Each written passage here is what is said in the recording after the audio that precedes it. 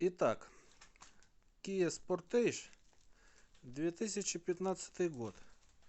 Стук в двигателе. Стучок такой, как будто гидрики стучат. Что-то. Я как бы даже подумал, что скорее всего цепь. Вот. Но клиент настоял разобрать двигатель.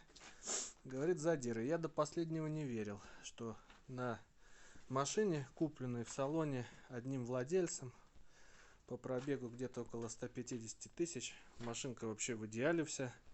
Вот, все болтики, все гаечки откручивались на ура.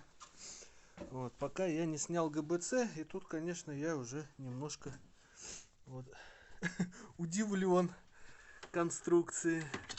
Вот сейчас хочу показать. Значит, смотрите. Первый цилиндр. Первый цилиндр. Вот это четвертый цилиндр. Вот. Видно, нет? Причем такие вообще не кислые задиры.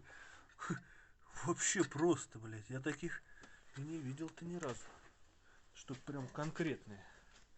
Вот. Прокрутим другие цилиндры. Третий, второй. Смотрим сюда. Вот второй. Второй. А вот третий. Вот он третий. Вот. Не хотел снимать блок. Машина прямо реально как новая. Вообще все. И даже, не знаю, и помпа. Все четко. Вот с этой точки зрения мне понравилось. Ну, вот такой вот конструктив у нее.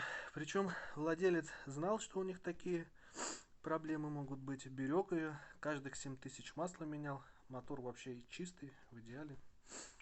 Ну, вот так вот бывает.